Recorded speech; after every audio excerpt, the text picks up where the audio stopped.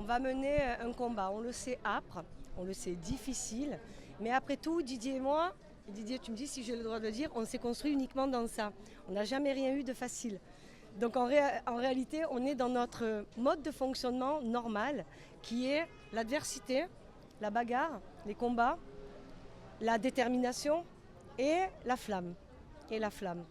Pour avoir envie d'y retourner, il y a plusieurs choses. C'est de se dire et de regarder les chiffres. Je les ai regardés, notamment dans notre circonscription, la première, RN très très haut. Pas acceptable. J'habite dans la circo, je suis dans le 12e. Je ne peux pas accepter que la circo tombe à l'extrême droite. Et si on a quelque chose à se dire, les yeux dans les yeux, et je parle là aux électeurs et aux Marseillaises et aux Marseillais, à toutes les Marseillaises et à tous les Marseillais, Marseille mérite autre chose comme destin. Marseille mérite autre chose comme destin. Il n'y a pas de destin personnel. On a eu une vie, Didier, un grand chef d'entreprise qui a plus que réussi.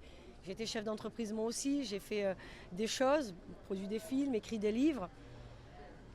Il faut se poser la question de est-ce qu'on aime suffisamment Marseille pour livrer ce combat? La réponse est évidemment oui, on est devant chez vous, là, maintenant.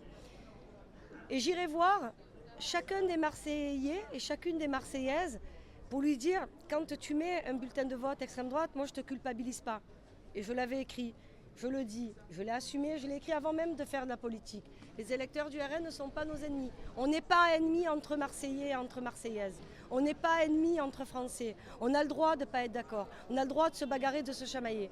Mais en revanche, comme je le disais, on ne peut pas accepter que ce soit l'extrême droite qui vient aux portes du pouvoir, toquer à la porte, mettre le pied et rentrer.